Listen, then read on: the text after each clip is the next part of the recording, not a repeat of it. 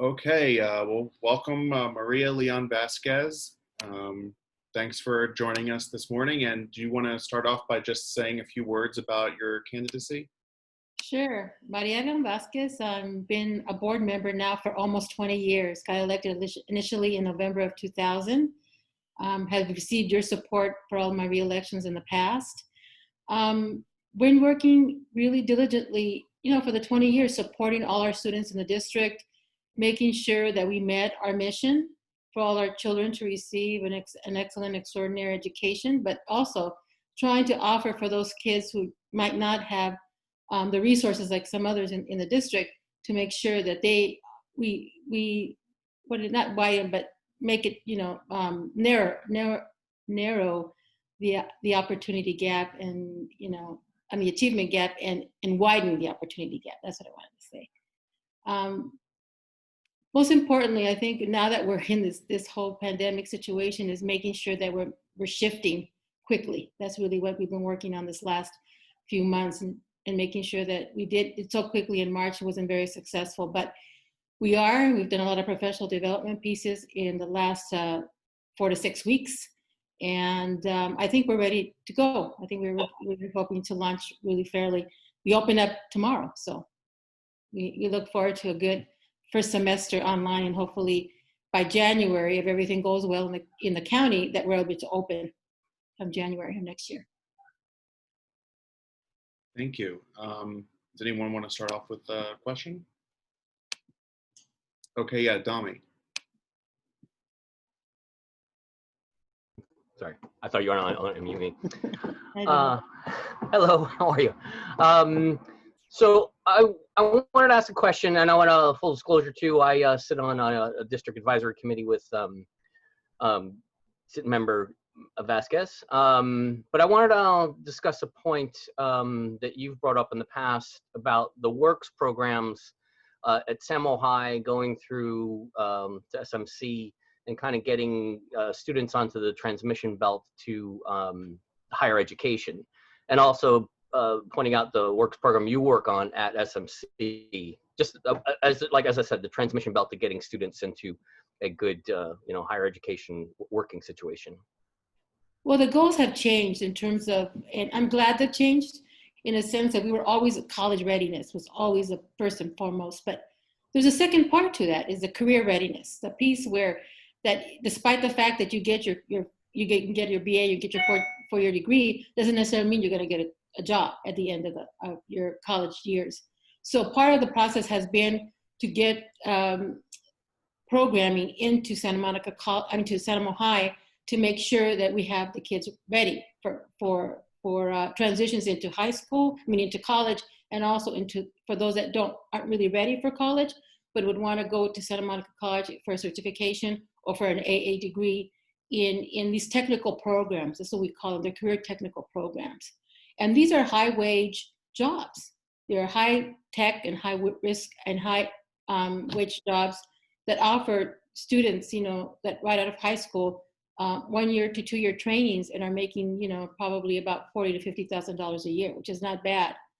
And part of that process is to be able to encourage them to get some positive feedback in getting these certifications so that at one point they get into the job market, they get, they like what they're doing and they get positive results, feedback from their coworkers or their managers, supervisors, so they get some excited to come back to school and maybe finish their BA degree or higher. So part of it is a different road, you might want to say, that we're taking the high school students to promote that. And part of what I do is work with what we call dual enrollment programming to be able to offer high school students college experience, having the ability to take college classes at the high school level they will give them college credit already in high school. So if they're able to, in a sense, check off 1 or 2 classes, that empowers them so much so that it really makes them feel good that they know they can do college and they're doing it now in high school. Thanks, Maria. I have a question for you, which is that some of the challenger candidates in the race are talking about it's time for a new generation or new leadership. And of course, when they say that, part of what they're referring to is the fact that you've been in office for 20 years. So can you just explain what you think the advantages are of your time in office, but also what some of the challenges might be for you as a longtime incumbent, and how you would like to, or how you see yourself overcoming those? Mhm. Well, there's always that that comment that, am I, after 20 years? But when you have to look at it, look at the record. I think I've had a great record in terms of the issues that I've supported and the issues that I've brought up. That the new candidates don't have that experience, don't have that, in a sense, that those years of what did they call them? That knowledge that you will need to at least understand what the present issues on to move it forward. I have that historical kind of point of view that I can add to the board. And one of the other things that's real positive is when you look at the makeup of our board, in terms of the socioeconomic piece of it, there's very few of us that are there. They're coming from a worker's point of view. Many of them are coming from middle class, upper middle class backgrounds, where their parents, were college grads, or at least had high school graduations. My parents didn't. So at that point, I think I have a better direction and pulse of those students in the district that don't come from those backgrounds, that feel that they're more, they don't have a voice. And especially for those of Spanish-speaking families, I've gotten really involved with them in the last couple of years. And they feel they don't have a voice. I'm bilingual, and I have that voice for them. So for people to say, I think age shouldn't be that issue. I think more or less, if people aren't doing their job and they're not being representative of all students and what is important to this district, I can take that criticism, but not when you're doing a good job, and age shouldn't be brought into this. No.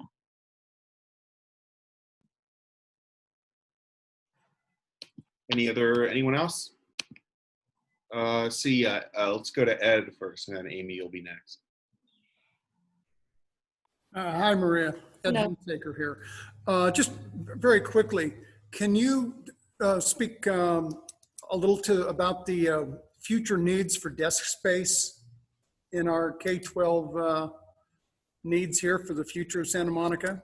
Desk space? Yeah, the need for it. How many, is the number of students going to increase? Are we going to be looking for more space for desks or not? No, I don't think we're looking for more space in desks. I think the way that the desks and we're projecting for future is they're going to be the kind that are not stationary anymore. They're rollable desks. So they're more like tables. So you have, at one point before pandemic, 3 to 4 students working at a workplace, which is a table with movable chairs. And that they could be collapsed and moved and create your room the way you'd want it in a learning space. So basically the amount of space generally that we have in our brick and mortar schools, we're not going to need any more, or we're not going to need any less than basically what we currently have. Is that right? Right. Are you saying more schools? Pardon me? I'm not sure I understand the question. Are you asking, do we need more schools? That's right. Okay. More space in the schools to handle an influx of more students, or are we going to see a reduction in the number of students going into our K-12? Right. Well, we had, when I first got elected in 2000, there was about 12,000 students, in the whole district. We're down to about 10,625, somewhere around that area, around that amount, which means that we're declining. Enrollment is declining. I think what keeps us stable, in the sense that we would have declined even further, is that we have permit students that we allow, which are the permit students from our employees from the district, from the cities of Santa Monica, Malibu, SMC. So those permits we allow for those collaborative partners out in the community we allow their staff to bring their children into our district. And that's a number that we can control. So in terms of us thinking that we're going to expand further than what we saw at 12,000, no, I don't see that. I think we're going to be able to control it a lot better. And so I don't think we need the schools. All we're doing is just refurbish what we have, just to, use, just to make them a lot newer, cleaner, and more 21st century for the needs that we'll need to be able to teach in a 21st century situation in education. Okay. Let's go to Amy. Quickly, just to give some context to follow up on what Ed asked, we have our census this year that's coming short a month early. And that's going to have some impact, but I'm not sure how it relates to the school system. And if you could give me some thoughts on that and what your planning is happening around the fact that census data may not be as fully flushed out as if we had not had COVID and we had more time to finish and complete the counts. Right. I think in terms of, in terms of Santa Monica and our school district, I think you're going to get, I don't think we're going to get more census count than what we've already had in the, in the last 10 years in terms of population wise in the city. It's not going to grow. We maintained that, at 90,000 kind of 89 to 92 kind of amount in the district for a while. In terms of children population and school district children, that number I think has decreased in the past. And I don't think that number is going to get any higher, especially because just the cost of living in the city of Santa Monica. So the only way that the district really has a good handle in terms of the children that we need to accommodate is that we keep a handle on the development deals that happen in the city of Santa Monica that are going to be opening up housing. And whether if that housing is going to be affordable housing, then we anticipate we're going to have, and especially if they're like 2 or 3 bedroom units, then we know we're going to anticipate children coming into the district. So that we work with the city of Santa Monica, like say the planning development, to make sure to keep an eye in terms of the future, count. But that's about it. We really don't use, we can use the census to a certain extent, but that's not going to give you at that moment the amount of children that we're going to need to accommodate, for our schools. Thanks. And Peter, do you have one? Yeah, I have a couple actually. Hi, Hi, Peter. Maria. I remember you from the last time you were here. I'm wondering, first of all, it's unfortunate that, we've missed all this class time. And of course, everybody wants to get back to, full-time regular classes. But I'm wondering if the district has been able to use the time of empty classrooms to make repairs and maybe improvements in some of the schools. No, we did. At least we took advantage in terms of maintenance, because we had a big list of maintenance that we had to do. So we've done up to a certain amount of maintenance that we could do. Again, part of that piece is you understand that we have classified staff that does that. So part of it is also abiding by their wishes to be able to want to come back to work too. So we have to negotiate MOUs with all our unions to make sure that they're willing to come in, they feel safe to come back into the workspace, whatever they might do, not in the classrooms, but even if maintenance is involved, that they make sure that they're safe enough to come back and to do that job. But we have been doing some maintenance in the classrooms to get ready as we come back to hopefully soon, I'm hoping January. But we've also continued our construction. So our bond construction continues to work. We should have, let's say, Samo High, the phase 2 and 3 hopefully be ready in 2021 for fall.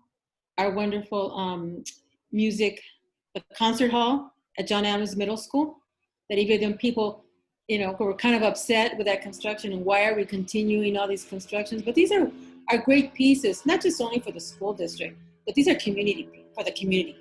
These are the great pieces for the community to also enjoy. And I feel that community concert hall, I call it the community concert hall at John Adams, that's what it's going to be used for.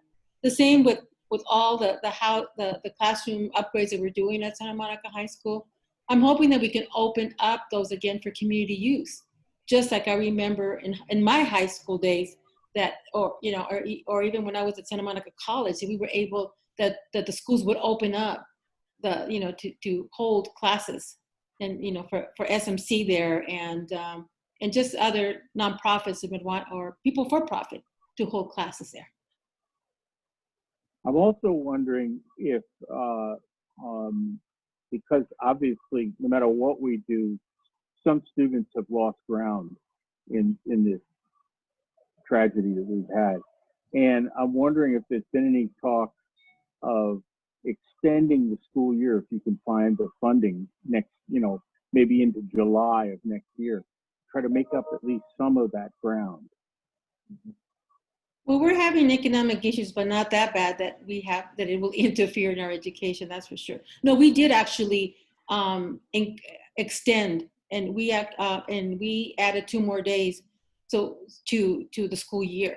And basically, this last week, the 2 days we're starting school tomorrow. We would have started last Thursday, but we decided to give the teachers and staff 2 more days of professional development, just to make sure that they had 5 days of training to make that they felt comfortable to go online and to be able to teach and get all the kinks out of their own, because many of them have their own, they have their syllabuses, everything's ready, but just it was a conversion for them to go online and to make sure that they knew the online products for them to be able to use for the students and feel comfortable. So I think that kind of helped. I was actually online on Friday because my grandson's going to be in kindergarten next year. So I kind of peeked into on Thursday to see how that was going. And to be honest with you, it's interesting. I mean, they're using Seesaw, and I was part of it on Friday when they had a professional development for parents on Seesaw. And for me, I was going like, wow.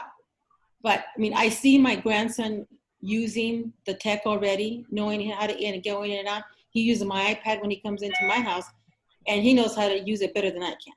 So I think that for our children who do have that tech at home, it's great. Now for those who don't, that's the big issue. But I think we are going to be having, that's what we had a family community gathering yesterday to let parents get involved so they know what the expectation for their children come the fall. And then we're also going to, I'm pushing for what we call intrusive counseling, which means that we're not going to wait for them to call us, but we'll be constantly communicating with families just to make sure that they're on board and they have any issues.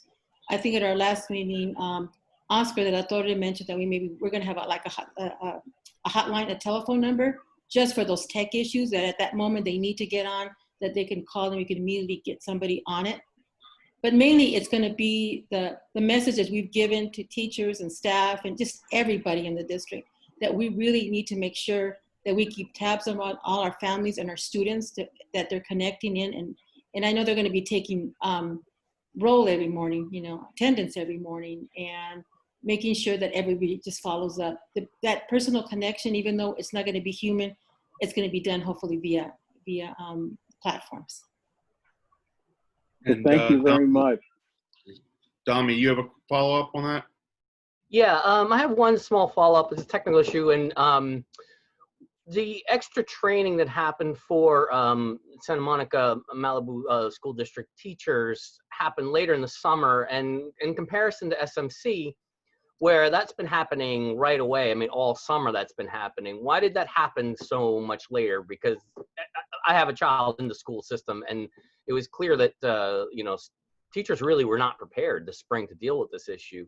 And it seems like we had a lot of time this summer to be prepping more. And yeah, and just especially compared to SMC, which has been very ahead on this issue.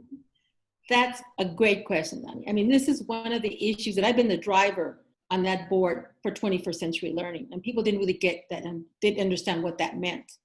And part of it, that if we were, more of our teachers would have been able to get online in March, and we didn't. But part of that process has been because education, it depends on the drivers in terms of our superintendent and our assistant super of education and who they are and how they're going to drive that professional development for teachers. I know that Dr. Drati and Dr. Mora have done a great job, and since they came on board, and they've been driving that shift of education, the shift of making sure they're more accountable, the teachers and the leadership of, like, in a sense, the principals of each school to take charge of their own schools, that the old view that the superintendents were in charge. No, I mean, the superintendents are to oversee, but it's really the leadership of principals that have to move it forward along with the teachers in their own particular schools to make sure that they understand what they need to do in their particular schools with the support, again, of the superintendent and the Ed Services Department. And that has been happening for the last maybe two to 3 years since 2 years since Dr. Mora has been there and then implementing some of the changes. However, you know, it's a paradigm shift, and sometimes a lot of, you know, teachers felt that they were doing well. Why should we change it? But this is what I mean. The change has to come. But you know, not to say that, we have excellent teachers, and you know what they do in the summers? They're in training, not through our SMMUSD, but they get funding through maybe the PTAs or through their own ways. They get grants, and they're at Columbia College, Teachers College, getting trained, or various other, and then they continue to do that this summer. I know that I got emails from teachers saying, and they're hopefully using their expertise, those teachers that did get training during the summer at these colleges, to bring back as they do the professional development piece. And they're going to be our trainers for their teachers in their particular schools and just in the district in general.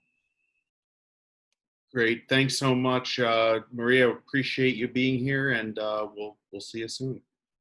Okay. Well, thank you. I hope to count on your support again, and thank you so much. And you know what? I'm 64, but I'm 64 young. Okay. So don't let anybody tell you that I'm young. Thank you.